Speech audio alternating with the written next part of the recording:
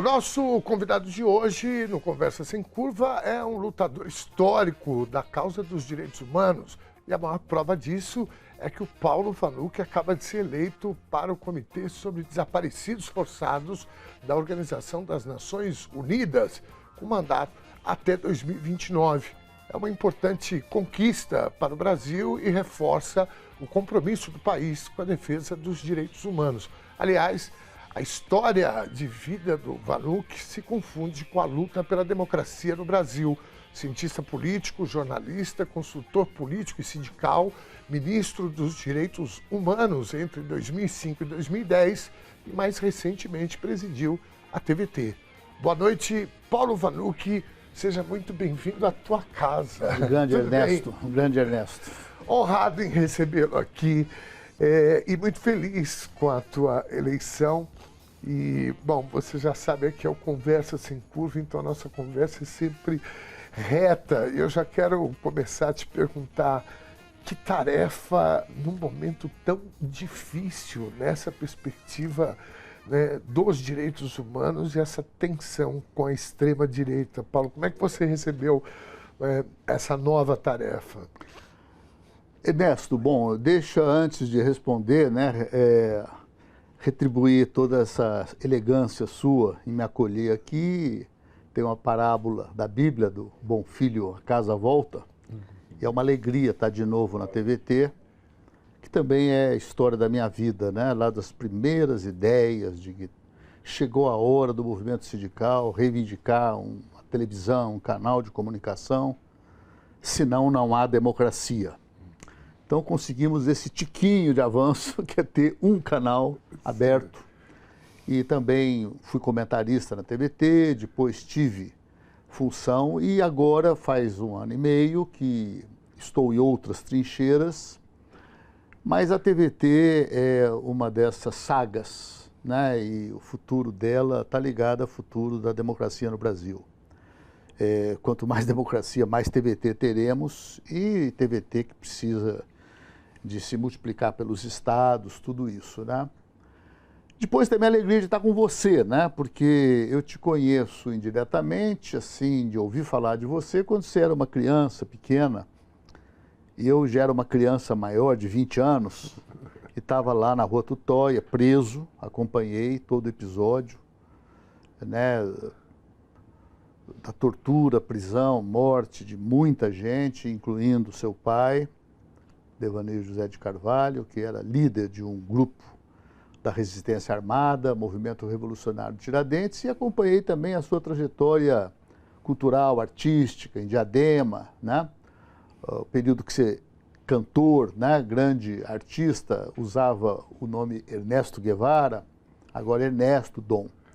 E essa tarefa, ela me toca também, muito nesse território da emoção, não apenas pelo encaixe que tem com a nossa luta, com essa luta que é sua, que é minha. Você tem 2 irmãos do seu pai, também desaparecidos, e começa com o que é então desaparecimento? Desaparecimento é um ato de contrariar uma regra da vida. A regra da vida é a pessoa nascer, crescer, amadurecer, envelhecer, morrer. E desaparecer o quê? Está aqui, de repente, puf, não existe mais. E essa pessoa tem mãe, tem pai, tem irmão, tem mulher, tem marido, tem filhos. Então, não é como no caso de um assassinato, em que o assassinato tem uma dor muito profunda, dilacerante, mas tem o luto, tem o funeral, tem a despedida. O desaparecimento é uma brutal incerteza.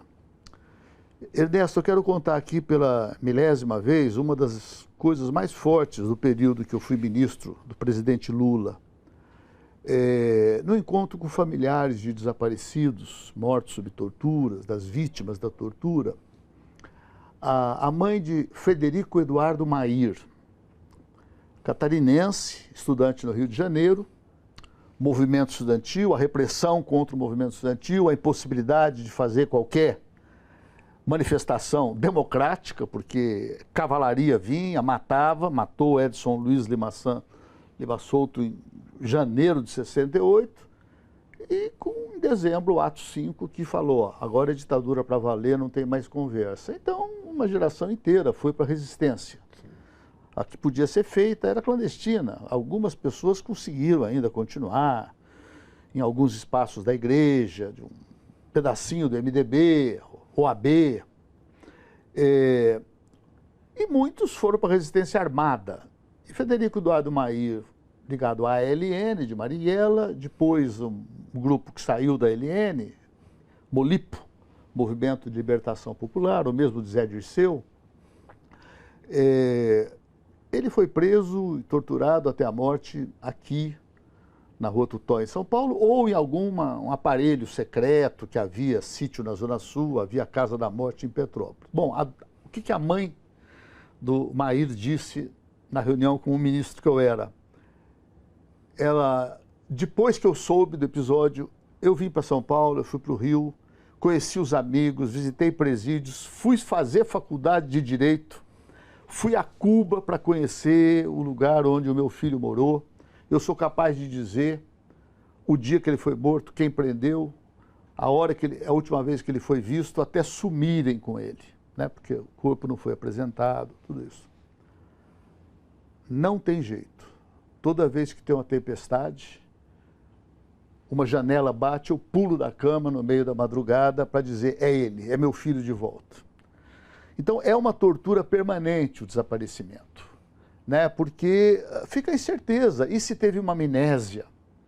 E se casal fugiu com outra, fugiu com outro? E se está num manicômio? E se foi capturado por uma quadrilha de exploração, capturada em geral, sexual? E é um horror. E a segunda emoção que eu tenho, Ernesto, é de que eu participei um tiquinho nessa conquista. Qual que é a história da conquista? Chile, você estava lá. 73, o golpe de Pinochet, interrompendo com violência, o golpe começou com a aviação bombardeando o Palácio La Moneda. É como se o golpe do Jair Bolsonaro começasse com a aviação metralhando o Palácio do Planalto, ou o prédio do Supremo em frente. E a violência foi tão brutal que já em 74, chilenos no exílio levaram a Comissão Interamericana de Direitos Humanos, sediada em Washington, que eu também tive a honra de ser parte durante 4 anos, eleito na Assembleia Geral da OEA, por indicação do Lula e da Dilma, levou a denúncia sobre o Chile. Além das mortes, há 500 pessoas, 1000 pessoas, que não se sabe o paradeiro. Então, uma pressão para dizer o que a Carta das Nações Unidas já dizia desde 48, Declaração Universal. As pessoas têm direito à proteção da lei.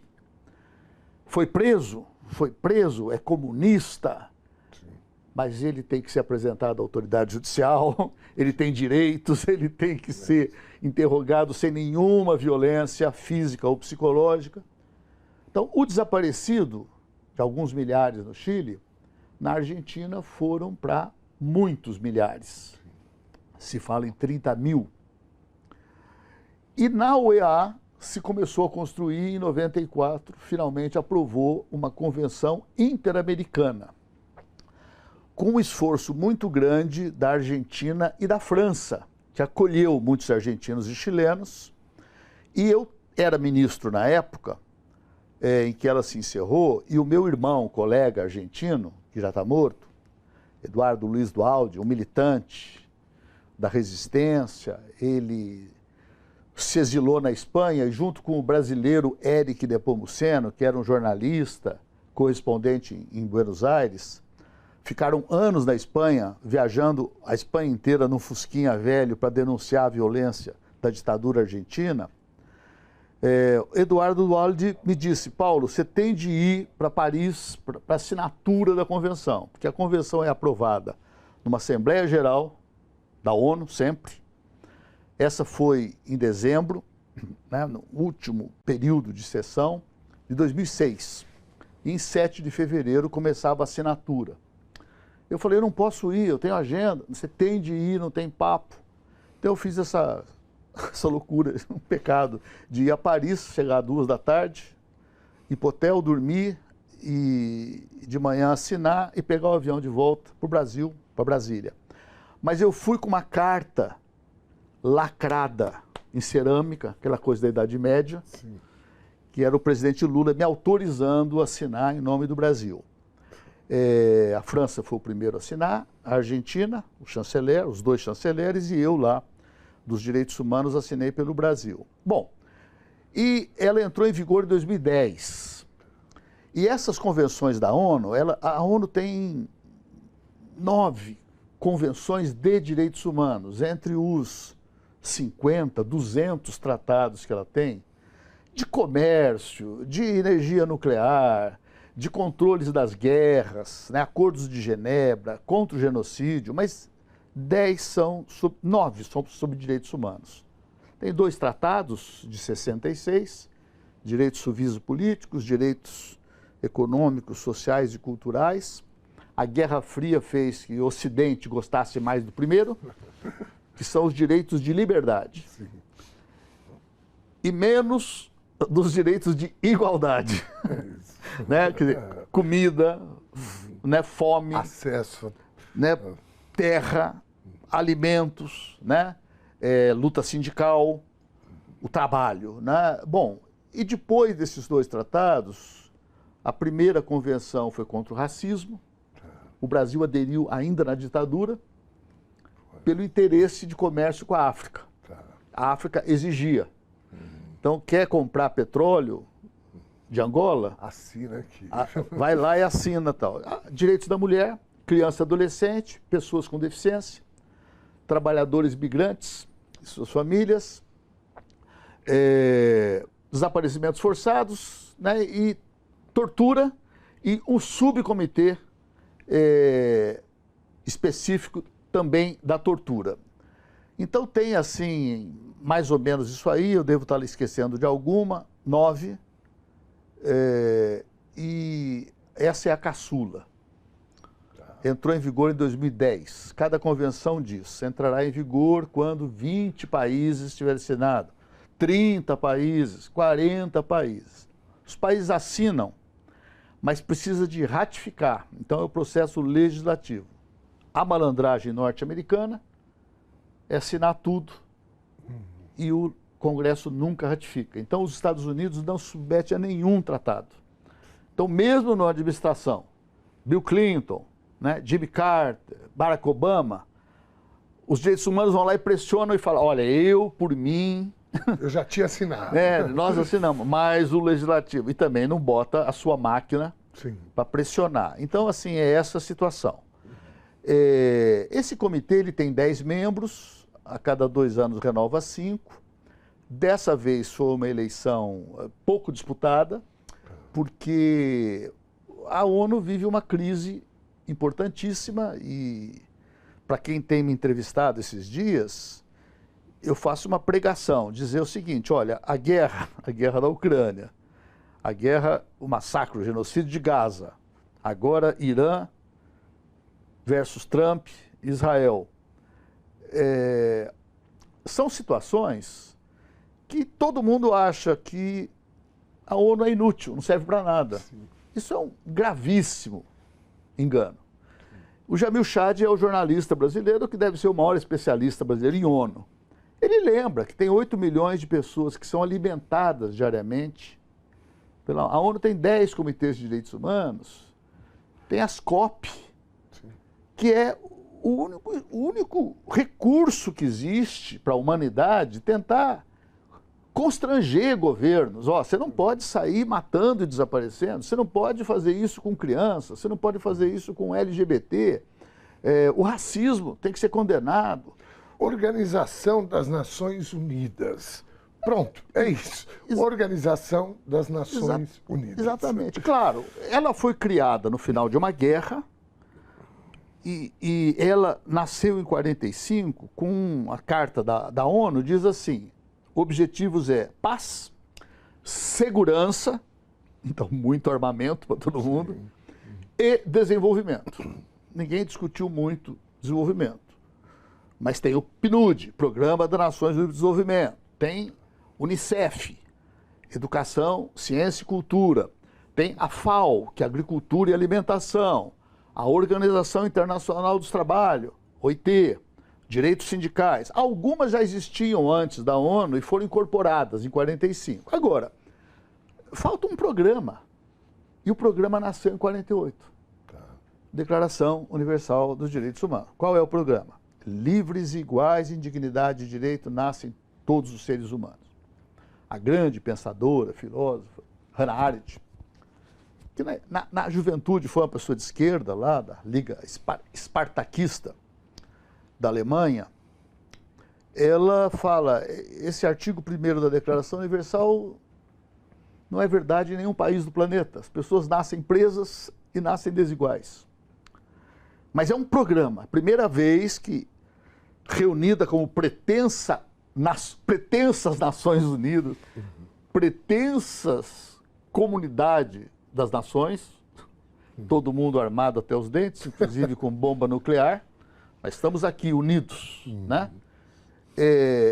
Mas é a primeira vez em milênios de humanidade que se cria um negócio desse porte, com organismos, com figuras, né? O secretário-geral mais importante das últimas décadas foi o africano Kofi Annan. Ele criou objetivos com prazo, objetivos do desenvolvimento do milênio. Olha, poluição, fome, né? Educação, direitos da mulher, agora virou objetivo. Então, tudo isso ajuda a conter o lado humano e o lado do poder político, da violência, do ódio. E o ser humano, ele é um ser dividido. O indivíduo, ele é divíduo. Ele não é nós temos um lado de amor, de solidariedade, de compreensão de que nós lutamos para que as novas gerações vivam melhor que nós, e nós temos um lado de destruição, de ódio, e que dane-se as futuras gerações. Então, o Brasil acaba de viver isso. Nós tivemos um período aí virtuoso, Lula, Dilma, um golpe, né? Não mais com tanque de guerra, 4 anos de retrocesso em tudo quanto é lado. Absoluto. Agora, um governo Lula como uma esperança de reconstrução democrática. E se você pega uma Folha de São Paulo hoje, começa a ler na Folha, cada matéria mais ou menos já está dizendo o seguinte: tudo menos Lula. Se for alguém ligado ao Bolsonaro, mas que não seja ele, eu quero. O mercado financeiro entra nessa. Então, assim, nesse sentido, a ONU, ela vai sempre chegar em cada país para dizer: Bolsonaro, isso que você faz não pode ser feito, né? Não pode devastar, não pode tratar a pandemia do jeito que você tratou, porque pelo menos 100 mil pessoas podiam estar vivas. Na questão da educação, não tem que mexer com educação militar, coisa nenhuma. A escola é um lugar de socialização, a disciplina tem que ser dada pelo pedagogo e não pelo sargento. Então, com todo esse quadro, a ONU ela faz esse papel. E agora, claro, o tema não é só o desaparecido das ditaduras. Sim. As migrações. Né? As migrações elas são uma novidade impressionante do século XXI. Por quê? Porque o século nasce com a globalização.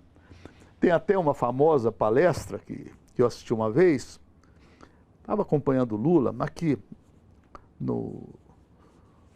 na Argentina, no Chile. E um dos palestrantes falou isso. Bom, a globalização foi pensada assim, assim, assada, e dizendo, na voz dos seus arautos, né? Nós queríamos internacionalizar o fluxo de mercadorias, de investimentos, de capitais, de comunicações. E queríamos também, né, um intercâmbio de força de trabalho. Só que em vez de vir força de trabalho, veio gente. Força de trabalho. Coisa bem diferente. Né? As pessoas são seres humanos. Sim. Então, essa estupidez do Trump agora, que ele vai mandar embora 11 milhões. Eu fui agora para fazer um mínimo de campanha para essa eleição da ONU, passei uma semana em Nova York. em maio, e teve uma tarde que eu fiquei livre. Eu fui muito lá já, no período da OEA, eu aproveitava, quase todo mês estava por lá. Você anda por regiões inteiras de Nova York, o espanhol nas lojas, espanhol em cada obra de construção civil, em cada restaurante. Então, assim, aquele país não funciona sem. Então, o Trump também é isso, fala. Agora, na migração, você tem em toda a África quadrilhas organizadas para preparar a saída do Marrocos, a saída do Chad, a saída do Sudão, para ir até Madrid, até Paris, não sei o quê. Quanto custa? Também é um negócio. Custa $10 mil. E são quadrilhas, e uma quadrilha dessa não age se ela não tiver policial e militares. Gente infiltrada. Gente da Marinha, ou da Aeronáutica, ou do Exército, de cada país da África, podia ser da Ásia, podia ser do México, podia ser da América Central, ligado a isso. Então começa assim, México, o chamado coiote. O coiote vai lá e faz, né? Tem filme já mostrando, você ir lá, quase meio secreto, você vai para o fundo de uma loja, paga, o cara falta tanto, bota num caminhão, te leva até chegar naquelas jangadas, as jangadas às vezes afundam no Mediterrâneo, às vezes chegam, né? E às vezes as pessoas são eliminadas. Os coiotes do México, quando chegava a 30 quilômetros da fronteira com os Estados Unidos, no deserto, inventava uma parada ali para ir no banheiro. E metralhava todo mundo. Enterrava ali mesmo. Ficava com os 10 mil, 20 mil dólares que cada um pagou. Então o México hoje é um país que tem uma direção política muito decente, né? Uma presidenta assim que está dando um show de firmeza, serenidade, no enfrentamento dos arroubos do Trump. E o México tem 100 mil desaparecidos nos últimos 10 anos. O México tem um episódio que eu acompanhei na Comissão Interamericana da OEA, que são 43 estudantes de um lugar chamado Ayotzinapa, Iguala, o estado de Guerreiro. O estado de Guerreiro é na rota México-Acapulco, que foi a grande praia, no tempo que Guarujá era a praia dos ricos, Acapulco era a praia dos ricos. Agora virou Cancún. Guerreiro. E Guerreiro é o estado da guerrilha do ciclo Che Guevara, né? Lúcio Cabanhas, era o guerrilheiro mexicano também. E ali houve um governo, nos anos 30, que criou escolas democráticas, né? Cárdenas. E essas escolas se mantêm. E são escolas, assim, de esquerda. O pátio é todo pintado com Che Guevara, com Lenin, com Bolívar. E esses estudantes, eles faziam uma espécie de pendura que existe no México. Pendura você ir no restaurante, né? O 11 de agosto aqui em São Paulo começou, você come, bebe e sai todo mundo correndo, pendura a conta. E lá o México tem essa tradição. Os estudantes, eles não vão para o restaurante, eles pegam um ônibus. E o motorista já desce sem resistência, um deles sabe guiar, eles ficam um dia com o ônibus e depois largam o ônibus. Só que eles pegaram 4 ônibus para ir para a capital, no evento anual, na cidade universitária, na Praça das Três Culturas, Tlatelolco, que em 68, aqui em São Paulo, tinha passeata de 5 mil pessoas, 10 mil, cavalaria atacava, às vezes morria, no Rio também. No México, havia uma manifestação em Tlatelolco, que é uma praça gigante, no meio da cidade universitária, e tinha 100 mil pessoas, talvez. Tanques de guerra entraram e a metralhadora do tanque ficou girando, assim se fala hoje, em 500 mortos, 1.000 mortos, 5 mil, ninguém sabe. Então, eles iam para celebrar todo ano, né, lembrar, exigir, denunciar, e eles sequestraram 4 ônibus. E provavelmente um desses ônibus era um que fazia uma rota Guerreiro-Chicago, 4 dias e 4 noites. Parece que cada banco daqueles, o estofamento era tudo cocaína ou outras drogas. Então, na mesma hora, né, quer dizer, eles não sabiam qual dos 4 ônibus era o das drogas, foi para lá. Agora, nós fizemos 2, 3 anos, criamos um grupo especial para investigar. Então, não, eles foram incinerados numa fogueira, não há mais restos. Nossa equipe de expertos foi na NASA checar e naquela noite não teve nenhuma fogueira naquele lugar compatível com a incineração de 43 jovens. O que tem lá é um quartel do Exército, com um alto forno lá dentro. E você não tem como provar, mas a hipótese mais plausível. E nas buscas, várias vezes, a nossa equipe fazia escavação e achava corpos antigos, já só ossadas. Então não era compatível. Sim. E aí começavam a enterrar de novo. Não pode enterrar de novo. Cada corpo que tiver aqui é algum crime, porque as pessoas têm que ser enterradas em cemitério. Então, assim, é uma perda de controle. Isso no Iraque tem milhares, sim, em países da África tem milhares, ainda na Europa, na guerra da Sérvia-Croácia, da Bósnia, mesma coisa. Imagina se um dia o nosso comitê for trabalhar Gaza. Né, for trabalhar o que está acontecendo agora, porque ali são bombardeios de hospital, etc. Então vai haver desaparecimentos. Agora, ninguém vai chegar lá e conseguir prender o Estado que fez isso, sim, o ditador, tal.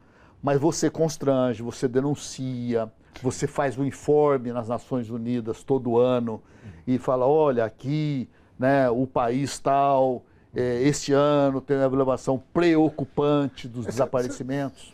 É uma ação que tem, né, como objetivo apurar crimes do passado, mas com reflexo no futuro, né? Porque senão fica sempre essa coisa de que, olha, desaparece com os corpos e aí acabou, ninguém vai mais atrás e pronto. Você falou aqui, né, dos meus 2 tios, né? Você deu o exemplo da mãe de um companheiro da Molipo. Em casa foi a mesma coisa, né, Paulo? Meus avós, eles morreram sempre com essa expectativa de que os meninos poderiam aparecer em qualquer momento. Né? Os outros irmãos todos já sabiam, né? Todo mundo já tinha, né, se conformado, né, com a morte do Daniel e do Joel, mas Agora, eu queria fazer um recorte aqui, Paulo, porque eu estava aproveitando aqui, desfrutando, né, a tua companhia e você aqui contando essas histórias, esses desafios, e de uma certa forma fazendo uma análise de conjuntura também. E eu estava aqui me perguntando, falei, rapaz, o Paulo Vanucchi tem uma história que começa lá na juventude com a resistência, foi preso político, passou por esse processo todo, depois redemocratização, uma militância de formação muito grande com os movimentos sociais, ministro de Estado de um governo, o primeiro operário eleito na nossa história. E agora que eu achava que você já poderia estar pescando e outros companheiros e companheiras da tua geração, vocês são obrigados a carregar um piano cada vez mais pesado. Eu falo, gente, isso não vai acabar nunca. Quando é que a nossa geração, né, a minha e a seguinte, que a gente obrigatoriamente, nós estamos aqui, como você falou, o Camilo Vanucchi, que é né, da minha geração, a gente esteve junto, inclusive, esses dias, e todos estamos na luta, mas a gente não consegue dar sossego para vocês. Né? E eu estava aqui pensando um pouco sobre isso. Você imaginava, Paulo, que nessa quadra da história a gente teria um retrocesso tão grande e um desafio cada vez maior, né, em relação, sobretudo nos direitos humanos, né? Não imaginava. Não imaginava. E, bom, assim, primeiro, agradeço muito essa apresentação que você faz. Agora, a minha vida eu tive também, como você, nós tivemos várias escolas duras, né? E a vida, Paulo Freire tem essa escola chamada vida. A cadeia foi uma escola, né, 5 anos. Trabalhar com Lula 2 décadas, 3 quase, é uma tremenda escola. E uma escola em que a gente também aprende um pouco do que está se perdendo hoje em dia, de um modo geral. Está se perdendo por força do neoliberalismo. Né? O neoliberalismo é o capitalismo do período em que a classe trabalhadora perde capacidade de resistência. O grande Antônio Cândido, um dos fundadores do PT, ele falava isso, ele fala que o socialismo é uma doutrina triunfante, porque o que existe de conquista de trabalhadores no mundo foi por conta da Revolução Russa. O medo que a Europa teve daquela revolução se repetir, então começa a admitir concessões, o estado de bem-estar social, o direito sindical. E a gente conseguiu, inclusive, fazer a chave da virada da ditadura no Brasil quando o movimento operário sindical entrou. Sim. Porque até então existia um baita movimento, mas ele estava na universidade, ele estava na UAB, ele estava na Igreja Católica, e faltava uma massa, como essa que entrou. E o neoliberalismo, sendo essa doutrina triunfante, ele inocula o pior sentimento de individualismo entre todos. Isso é feito de uma maneira tão massacrante que a esquerda não fica resguardada contra isso, imunizada. Isenta. Ou seja, também começa a entrar no jogo de que eu sou bacana. Nós, pessoalmente, podemos ser mais ou menos brilhantes, mais ou menos dispostos. Agora, nós representamos muito pouco individualmente. Quer dizer, até a ideia sindicato, sim, quer dizer junto. E dicar quer dizer dicção, falar. Né?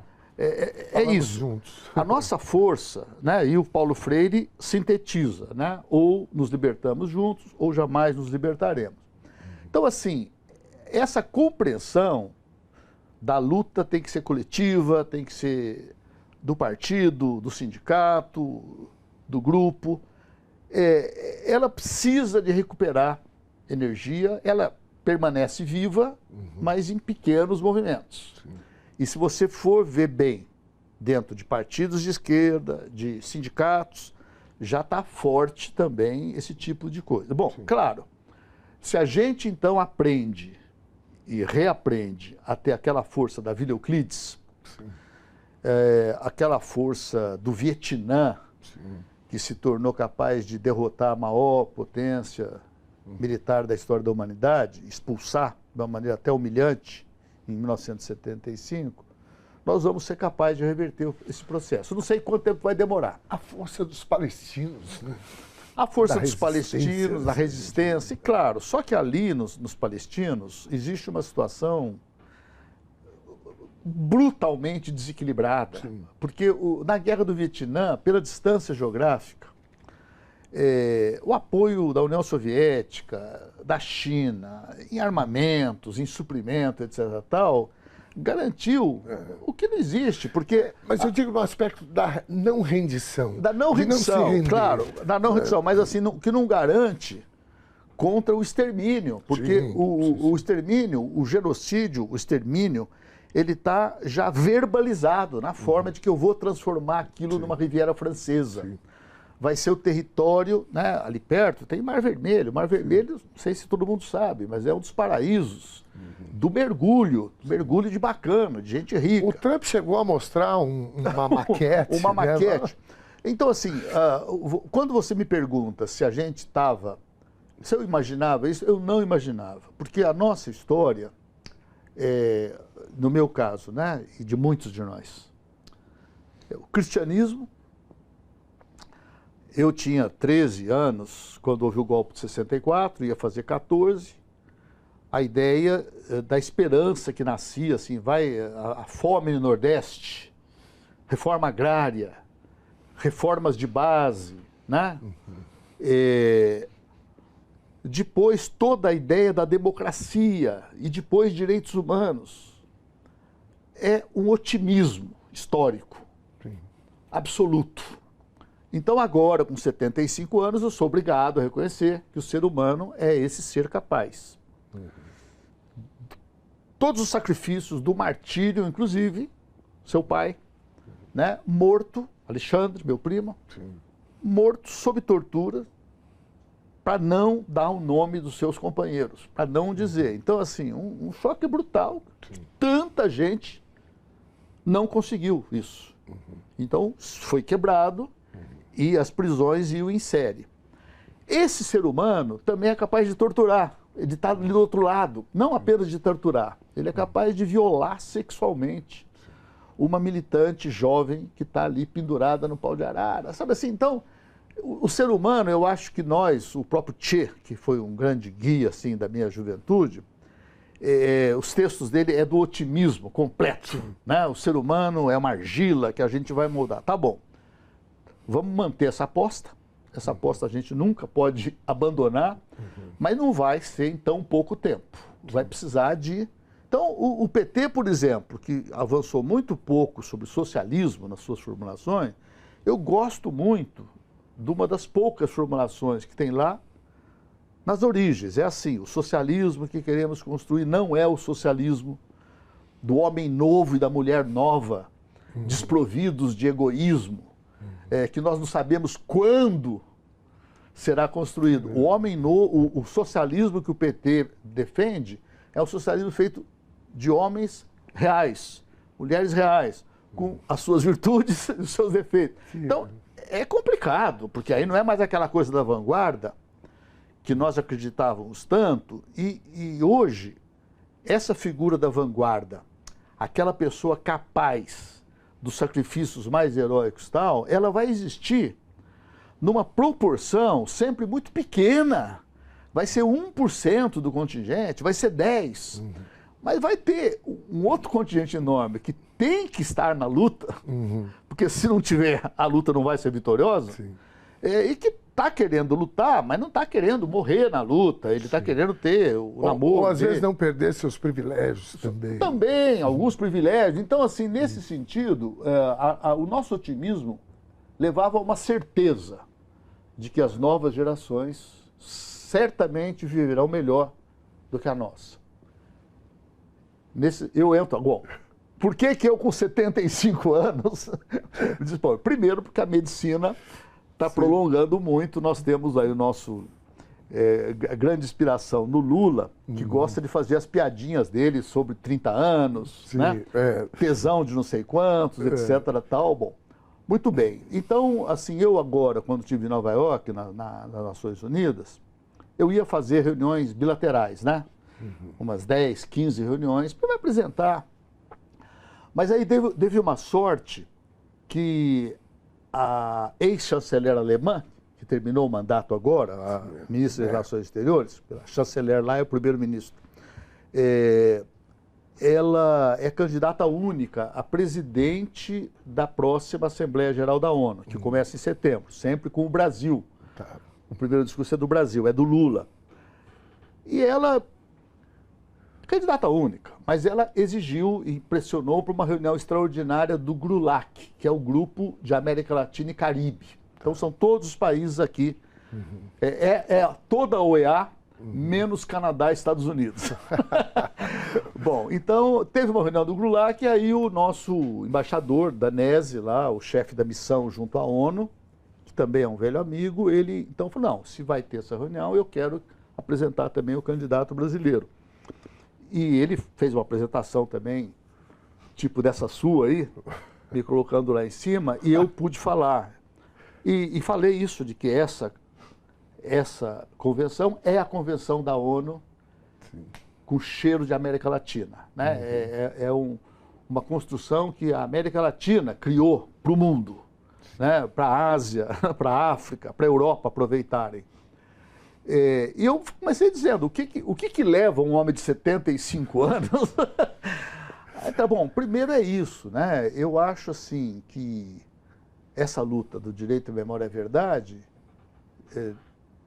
20 anos atrás, 15, lá em Brasília, os passos que nós demos, vamos lançar um livro, Direito à Memória e à Verdade, depois vamos fazer monumentos pelo Brasil inteiro. lá em Diadema, na sede do Sindicato dos Metalúrgicos, nós temos lá um painel com o seu pai, seus tios, Coqueiro. E mais o coqueiro, né? E isso foram 50 feitos no Brasil inteiro, com muitas figuras. E depois, né, começar e chegamos na Comissão Nacional da Verdade.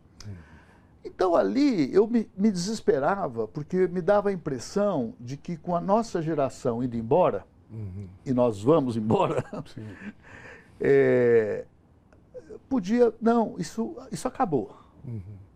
Né? Você está aí, o Camilo está aí, tem uma juventude 10 ou 20 anos mais nova do que vocês, que está nessa luta. E eu até, muitas vezes, ministro, e sendo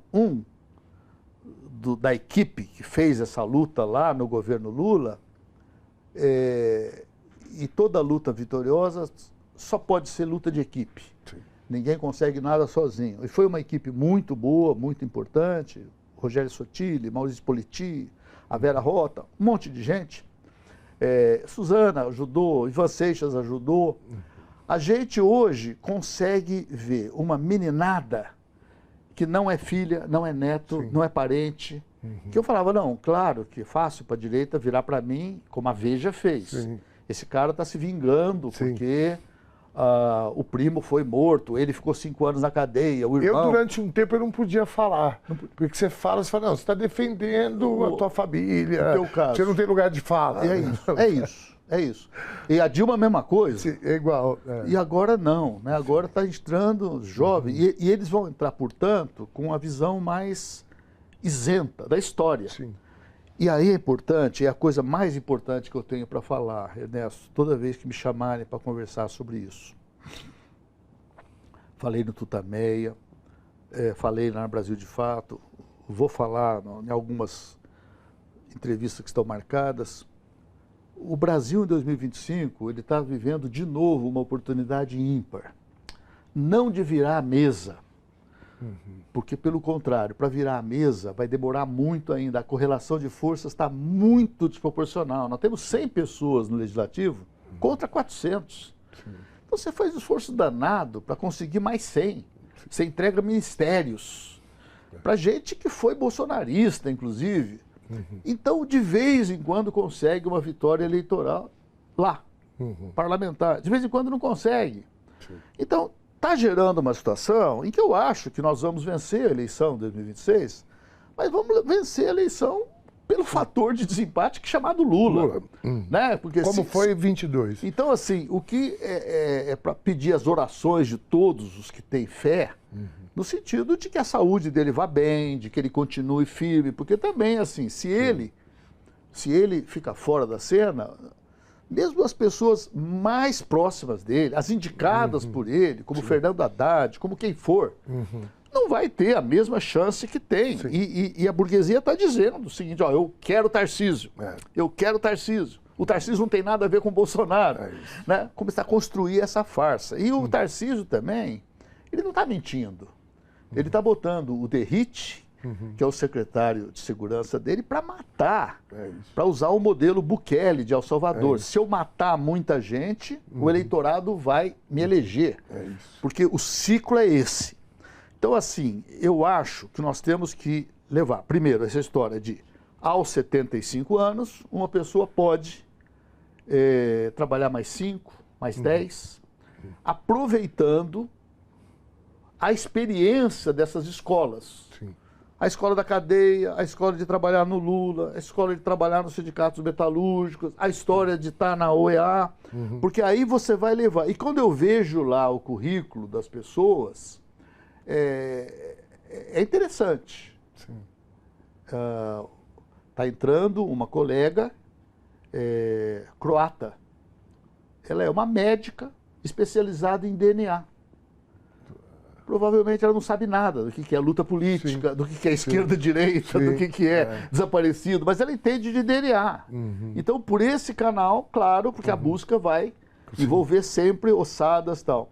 Então, é importante ter uma pessoa, muita gente que participa desses organismos vem pela sociedade civil, que é também a minha casa. o movimento sindical, a Comissão Arnes de Direitos Humanos, etc. O Centro de Educação Popular do Instituto Sede Sapiense, com os nossos cursos de formação política. Agora, ter experiência dentro de governo muda.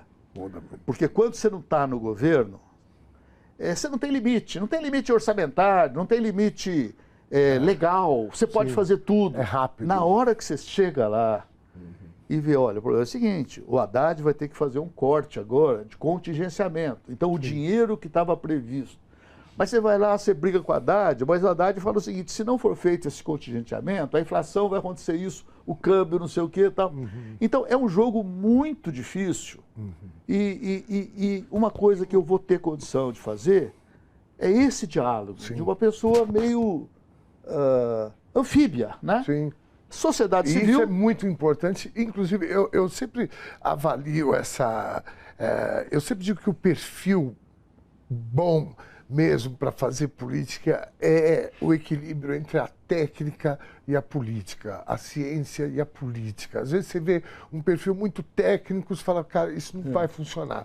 E ao contrário também. Então, eu tive uma pequena experiência lá em Diadema, na gestão pública, e essa discussão que você falou com a Haddad, eu tive com o Felipe uma vez, o Felipe falou, olha, se a gente não fizer isso, perde a eleição. Nós vamos perder a eleição, vamos inviabilizar a merenda escolar, né, os remédios. Então, assim, eu acho que esse perfil, Paulo, é um ganho gigante que você vai levar. Agora, Paulo, deixa eu te... Eu me perdi um pouco na última fala e eu preciso retomar o fio. Por favor. Tá bom? Se você me dá licença, por quê? Claro. Eu falava que o Brasil tem uma chance única. Qual é a chance? A chance é o julgamento sobre o 8 de janeiro. Era aí que eu queria chegar. Ao mesmo tempo que está acontecendo... Então já era a mesma coisa. Isso. Telepatia. A outra coisa é que no Supremo, sou amigo de velha guarda do Flávio Dino. Tá.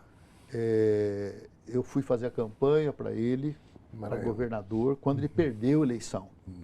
E fui ali em rebeldia, porque o nosso governo apoiava a Rosiane Sarney. Sim. E eu falei, não, mas nós vamos homenagear o Rui Frazão, que é um companheiro dirigente do PCdoB, desaparecido político, que estudou, né, no Liceu Maranhense, que é o segundo liceu mais velho do Brasil, depois do Pedro II. E na hora H, a governadora até mandou 2 secretários, participou, e eu falei para o presidente, para Dilma, para o Gilberto Carvalho, eu falei, olha, o meu discurso vai ser assim, na semana que vem haverá eleições e nós aqui votaremos em candidatos diferentes, mas estamos juntos nessa atividade e tal. Agora, à noite foi na UAB, com o Flávio Dino, né? E a gente tem essa relação. Maravilha, não sabia disso. E o Flávio Dino, ele está com um caso, o Fachin com um e o Xandão com outro, os 3 estão prontos e já tem maioria no Supremo para uma revolução na jurisprudência. Vai dizer, e eu acho que é esse ano ainda, sai, que no caso de desaparecimento se trata de um crime permanente.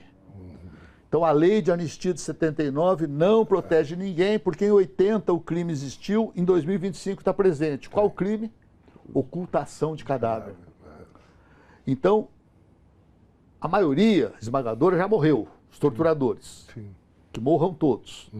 Agora, pelo menos, você pode, a partir dessa mudança, falar que, olha, o Lício, que é aquele militar, que no dia da CPI, antes da prisão do Genuíno, né, lá ia depor, o Bolsonaro trouxe o Lício, o torturador do Genuíno, velhinho de 90 anos, para o evento. Então, os que estiverem vivos não estão mais protegidos. Então, assim, isso vai acontecer agora. E vai acontecer este ano, provavelmente, a condenação exemplar dos golpistas, em primeiro lugar, do Jair Bolsonaro. E ainda depois ele precisa de ser condenado pela pandemia, pelos 90 imóveis pagos com cash, que as pedras da estrada sabem que imóvel que foi comprado e pago com cash é crime organizado. Aquelas armas moderníssimas na casa vizinha, lá no condomínio, na Barra da Tijuca, Então, assim, ele tem que ter cadeia para o resto da vida. E eu quero que ele vá para a cadeia só quando transitar em julgado a última condenação. Que eleitoralmente ele já está fora. Agora, sem nenhum ranço de revanchismo ou vingança. É isso. Né? Respeitando como o Ustra. Sim. O Ustra tinha que ser preso e ter direito de defesa e não ser torturado. Exatamente. Porque nós não podemos nos igualar. E aí o seguinte, o que eu estou falando, eu brinco que eu estou escrevendo uma carta aberta ao presidente Lula.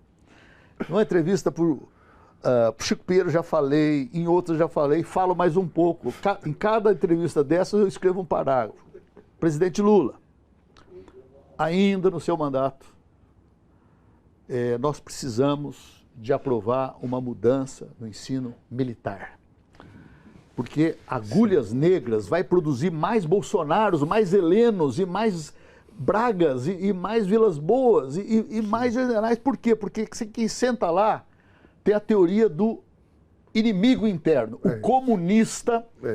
Quando você olha para o mundo, em 64, o comunismo estava lá na União Soviética, estava em Cuba com mísseis, estava na Guerra do Vietnã. Hoje, o que tem de comunismo estruturado é a China, que segura o capitalismo. É isso. O Stedley toda hora fala, se a China parar de comprar do Brasil, o agronegócio bolsonarista acaba em 3 semanas. E o minério de ferro. Né? Então, assim, existe uma situação hoje de que há um delírio contra o comunismo, e eu moro aqui na Paulista, trabalhei muito tempo aqui na TVT, na Paulista, e eu vinha participar de todos os atos. Né? Às vezes encontrava o Batata, encontrava a equipe toda filmando. E eu via os bolsonaristas gritando, a Folha é comunista, a Globo é comunista, não se a Veja é comunista. Quer dizer, então é um delírio. Então esses generais são generais delirantes. Então ele tem que ser formado, e não é com Marx e Engels. A formação tem que ser formação de uma teoria nacional.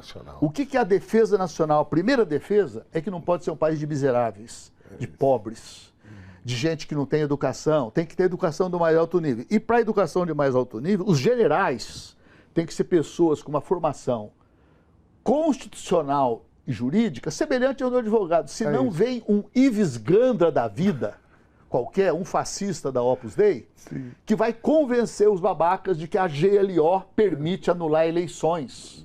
Agora está todo mundo dizendo que não, eu não falei isso de jeito nenhum, me entenderam mal. Então, assim, nós precisamos de mudar para criar a verdadeira teoria de defesa nacional hoje. E a primeira teoria não é todos os equipamentos militares vão ser norte-americanos. Eu tive uma pendência que todo mundo sabe, com o camarada Nelson Jobim. Comissão Nacional da Verdade, ele se levantou em pé de guerra contra. Ele errou, acho que hoje ele sabe que ele errou. Porque a mídia fez um linchamento da nossa proposta PNDH3, o famoso Programa Nacional de... Parecia que nós tínhamos perdido e ele tinha vencido. Foi o contrário. A Comissão Nacional da Verdade aconteceu, todo o acervo de descobertas é o passo para retomar, na hora que der para retomar, que hoje é difícil. Mas o ensino militar, o presidente Lula precisa de convencer o camarada Múcio para chamar os generais e ou falar... trocá-lo, tá? E falar... eu sei. Aí fica na minha conta. Aí fica o seguinte, eu quero te dizer, eu convivi com o Múcio, né? Ele foi ministro, eu era, e o Múcio tem características interessantes. Ele é um cantor como você, é bom violonista e Tom Jobim. Então, todas as festas ali de aniversário do Lula, um pouco mais restritas, dos ministros, sempre terminava com ele ali. Depois do TCU também, ele ajudou em alguns momentos importantes. Agora, ele é o Múcio que foi candidato contra o Miguel Arraes na última eleição que o Arraes ganhou. E ali o panfleto dele dizia, se você quiser que Pernambuco volte a ter ligas camponesas, incêndio de canaviais... Não me conta isso. Vote no Arraes. Ministro Paulo Vanucci, não me conte isso, pelo amor. Bom, agora, quem for lá, porque o Ministério da Defesa não é uma coisa fácil de encontrar, né? Ele vai ter que reconhecer isso. né? Isso é um passo o importante Jobim, pro país. eu consegui levar o Jobim, né? Criar um grupo. Nós fomos ao Araguaia algumas vezes e no helicóptero aberto ele ficava ali todo com aquela farda dele e com o chefe do exército do meu lado também, sobrevoando, tentando ver lá o Morro das Andorinhas, onde pode ter havido também uma incineração, uma fogueira. E nessa viagem o Jobim me fala o seguinte: Paulo, os americanos, eles têm um controle de todos os voos brasileiros, todo o sistema de radar. Então, se eles pegarem o satélite, fizerem assim, e fez esse gesto com a mão, assim, os nossos voos ficam cegos, em cima do Atlântico, né, Belo Horizonte, Rio. Então, é claro, defesa nacional é isso, é ter equipamento, ter satélite, o INPE em São José dos Campos, a base de Alcântara, agora finalmente pacificada com a entrega do território aos quilombolas, né, e uma restrição, é um grande êxito do governo Lula, 3.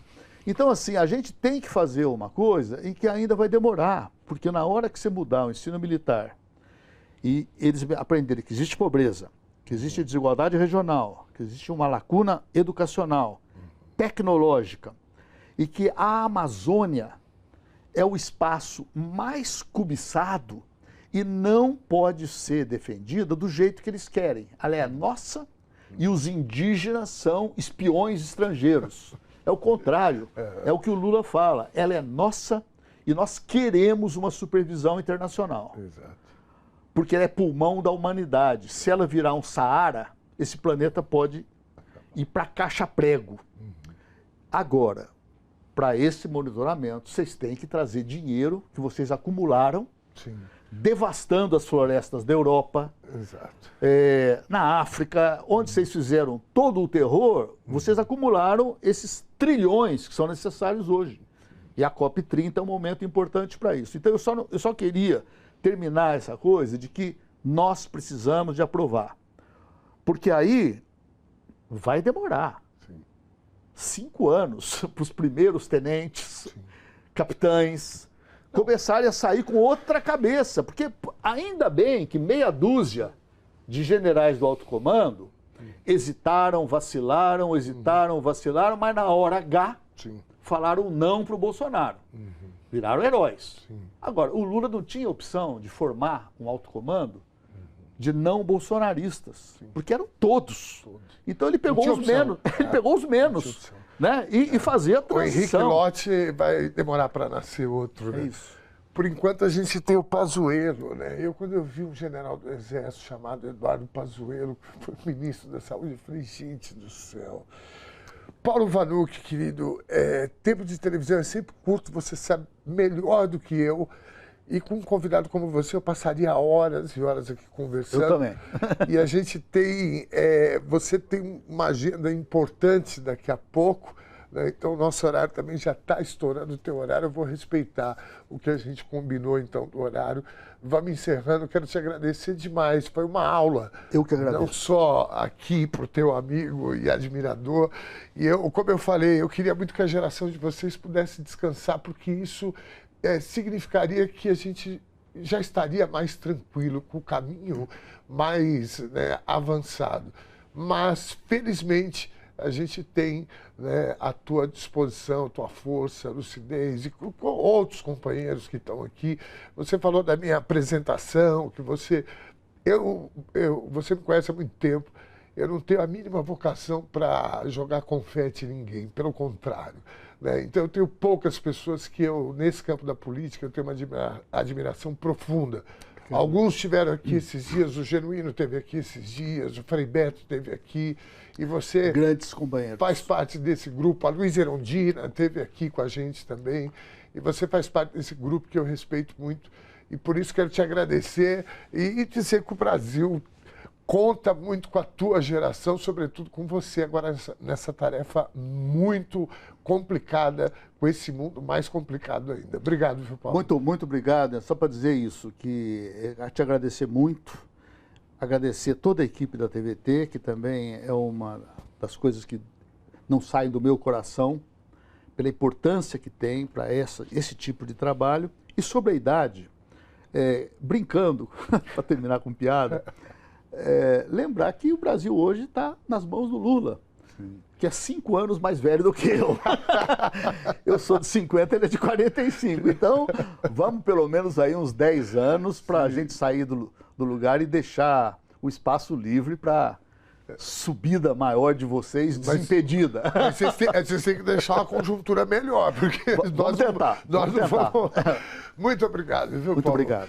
Bom, ponto final em mais uma edição do Conversa Sem Curva, uma edição que, a partir da experiência, das ideias e dos ideais compartilhados por nosso convidado, buscou contribuir para que possamos pavimentar caminhos em busca de uma sociedade com princípios que respeitem e valorizem a dignidade e os direitos de todos os seres humanos. É nossa missão promover um espaço de convergência, um espaço onde possamos alinhar nossas expectativas e anseios por uma sociedade mais justa, mais empática, mais do que uma conversa, é um convite para que coletivamente a gente tenha mais sucesso, para corrigir falhas que nos impedem de traduzir nossos direitos em ações e políticas concretas, em ações práticas que respeitem as diferentes matizes de nossa sociedade, as individualidades, os diferentes valores culturais, em busca de um coletivo mais saudável e acolhedor para todas e todos. Acreditamos que é através do diálogo que encontraremos a possibilidade de reconhecer a humanidade do outro. É assim que conseguiremos abrir trilhas que suplantem a mata fechada do obscurantismo que nos ameaça e poderemos transformar a diversidade em riqueza para um futuro mais justo e solidário. É para isso que estamos aqui, sempre contando com cada um de vocês que nos acompanha. Beijo grande e até a próxima.